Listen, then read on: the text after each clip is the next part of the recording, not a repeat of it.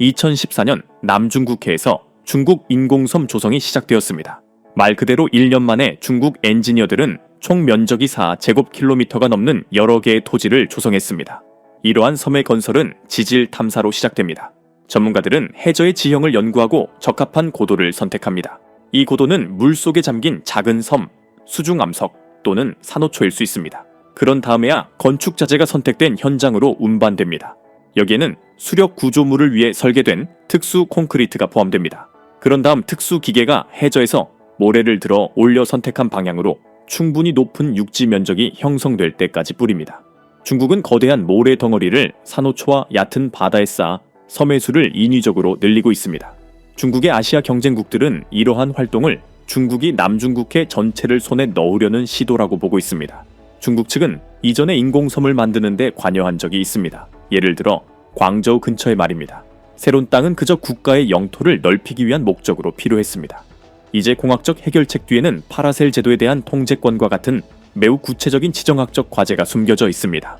공식적으로 두 군도 모두 중립 영토로 간주되지만 6개국이 그 영토를 소유할 권리를 놓고 싸우고 있습니다. 중국, 베트남, 필리핀, 브루나이, 대만, 말레이시아입니다. 매년 3조 달러 이상의 상품이 세계 해양의 이 지역을 통해 한 방향으로 또는 다른 방향으로 이동합니다. 극동과 동남아시아를 인도, 아대륙, 아프리카, 중동, 유럽과 연결하는 해로는 역사적으로 확립되어 왔으며 무역의 발전과 함께 전략적 가치가 커졌습니다. 그러나 남중국해의 중요성은 단지 통과 역할에만 있는 것이 아닙니다. 중국 당국에 따르면 이 해역에는 아직 개발되지 않은 엄청난 양의 탄화수소 매장량이 숨겨져 있다고 합니다. 1968년에 이곳에서 석유가 처음 발견되었지만 가능한 탄화수소 매장량에 대한 추정치가 다양합니다. 중화인민공화국 지질광물자원부는 18억 배럴의 석유가 매장되어 있을 것으로 추정하고 있지만 다른 자료에 따르면 바다의 탄화수소 잠재량은 훨씬 더 적어 11억에서 110억 배럴에 불과할 것으로 추정됩니다. 남중국해의 중요성을 결정하는 세 번째 요소는 식량 공급원으로서의 역할입니다. 이 지역의 전통 요리에서 해산물은 항상 가장 중요한 위치를 차지해왔으며 이 지역의 해역은 특히 해산물이 풍부합니다. 이 지역의 대부분의 국가 경제는 남중국해를 통과하는 무역선의 원활한 운항에 직접적으로 의존하고 있습니다. 예를 들어 일본은 수입되는 모든 에너지 운반 수단의 약 80%를 이 지역을 통해 수입합니다. 중화인민공화국의 수치는 더욱 인상적입니다. 이 나라의 대외 무역의 약 60%가 이 지역의 바다와 관련되어 있기 때문에 중국이 이 지역에 관심을 기울이고 그 역할을 하는 것은 논리적이고 이해할 수 있는 일입니다. 한편으로 중국은 수출 물류의 다양화를 위해 노력하고 있으며 경제적으로 가장 중요한 목적지로의 육로 및 복합 운송을 개발하고 있습니다. 다른 한편으로 중국 정부는 물론 해상 운송을 포기하지 않고 세계의 전략적으로 중요한 지점에 있는 외국 항구에 투자하고 있습니다. 중국이 수십억 달러를 투자할 준비가 되어 있는 장기적인 인프라 이니셔티브를 포함하는 21세기의 해상 실크로드는 중국의 유명한 계획인 1대1로의 핵심 요소입니다. 이와 관련하여 남중국해에서 자국의 안전을 보장하는 것은 중국의 원칙적인 문제가 되었고 이를 위한 주요 수단은 수십 년 동안 이 해역에 존재해온 여러 분쟁 영토가 되었습니다. 물론 바다의 여러 곳에 작은 섬, 환초, 심지어는 산호초로 이루어진 여러 군도들이 존재한다는 것은 누구에게나 비밀이 아니었습니다. 그러나 물에서 거의 튀어나온 듯한 이 모든 파라셀 제도들과 스프레틀리 제도의 진정한 가치는 모래와 관목으로 덮여있는 이 섬들이 20세기에 들어서야 비로소 알려지게 되었습니다. 1939년 5월 일본 제국이 이 섬들을 점령하여 일부를 군사 목적으로 사용했습니다. 제2차 세계대전에서 일본이 패한 후 이 250개의 섬 스프레틀리 군도의 총 면적은 5제곱킬로미터 미만이고 파라셀 군도는 7.8제곱킬로미터. 이의 중요성이 커짐을 깨달은 그들은 이 지역 국가들에 대해 진지하게 관심을 가지게 되었습니다. 문제는 제2차 세계대전 이후 그들의 지위와 소유권이 확정되지 않았다는 것이었습니다. 막 끝난 지구적 분쟁의 배경에서 이 영토들은 너무 하찮아 보였지만 곧 이 영토를 위해 싸울 준비가 되어 있다는 것이 분명해졌습니다. 20세기 후반에 남중국해를 둘러싼 국가들은 서로가 서로와 적대적인 관계에 있다는 것을 발견했습니다. 한편으로는 공산주의를 건설하고 있었지만 이 이념의 두 번째 중심 세력인 소련의 인기가 떨어지고 있는 중국이 있었습니다. 그러나 소련의 영향력 범위에는 베트남이 있었고 베트남은 베트남 전쟁이 끝난 후 통일되었습니다. 필리핀은 미국의 동맹국이었습니다. 인도네시아는 역사상 여러 시기에 사회주의 진영이나 자본주의 세계에 동조했습니다.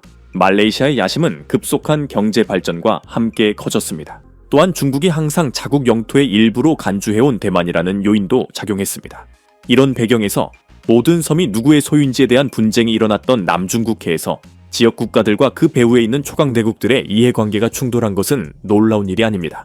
거의 모든 섬을 소유할 수 있는 유일한 국가는 중국이었습니다. 남중국해에서 중국의 정책은 이른바 구단선에 의해 좌우되었습니다. 이 전통적인 구선, 처음에는 11가에 은 1940년대와 1500년대 중국 지도에 등장했으며 이 구분에 따르면 파라셀 제도와 스프레틀리 군도를 포함한 90%의 해역이 중국의 이익에 속하는 지역으로 분류되었습니다.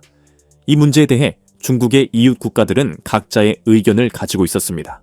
베트남은 파라셀 제도의 일부를 필리핀, 말레이시아, 베트남, 심지어 브루나이까지 스프레틀리 제도를 주장했습니다. 1974년에는 중국과 자본주의 국가인 남베트남 사이에 무력 충돌이 일어났고 공산주의 국가인 북베트남과의 전쟁에서 패배하기 직전까지 갔습니다. 인명피해가 발생한 선박 충돌 사건의 결과로 중화인민공화국은 여러 분쟁 지역을 장악하게 되었습니다. 그러나 수십 년 동안 중국은 통제된 섬의 군사개발에서 뒤처져 관측수 조직과 소규모 주둔군 배치에 그쳤지만 2010년대에는 근본적인 돌파구가 마련되었고 2013년 중국은 평소 속도로 이 땅을 전체 해역에 대한 통제권을 확보하기 위해 설계된 기지로 전환하기 위한 활동에 박차를 가해했습니다. 중국이 점령한 대부분의 섬 지역은 대규모 건설이 불가능했습니다. 그중 많은 곳이 산호초였지만 중국의 기준에 비추어 볼 때 중국의 공학 기술에 있어서는 그리 큰 도전이 아니었습니다. 본질적으로 중국은 점령한 영토의 대규모 확장을 시작했습니다. 이 알고리즘은 아주 간단했습니다.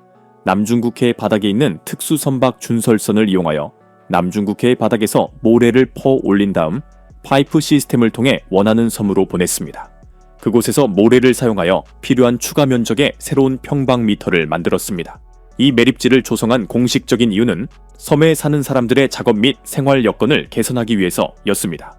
새로 만들어진 기반 시설은 어부와 상선 선원들에게 피난처, 항해 지원, 그리고 더 나은 일기 예보를 제공해야 했습니다.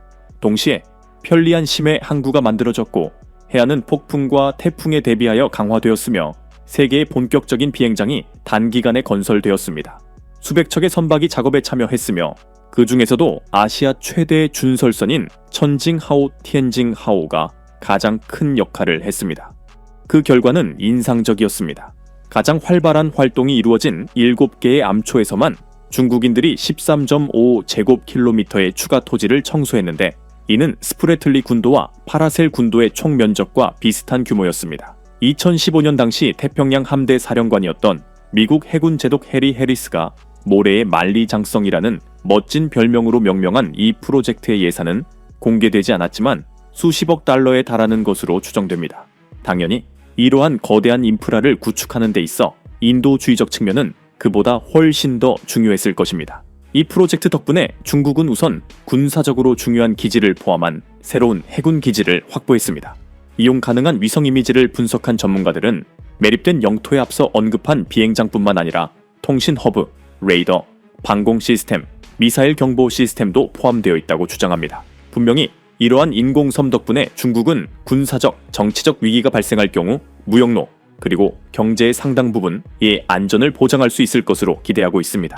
남중국해가 전 세계 경제에 중요한 역할을 하고 있다는 점을 감안할 때 전문가들에 따르면 전 세계 무역의 최대 4분의 1이 남중국해를 통해 이루어지고 있습니다.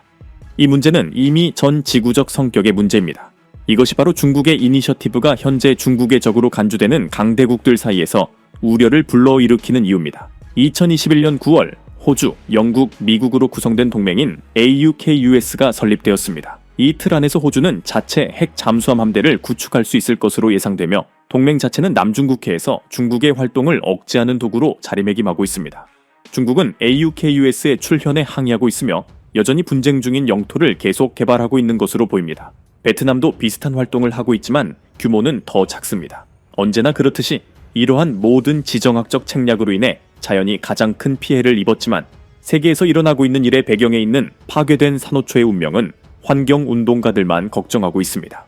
선의를 가진 다른 사람들은 현 상태가 깨지지 않기를 바랄 뿐이고 서로의 무기 고발, 미국이 정기적으로 그리고 과시하듯 남중국해에 군함을 보내고 있음. 이 지구 지도에서 또 다른 국제적 긴장의 온상으로 나타나지 않기를 바랄 뿐입니다.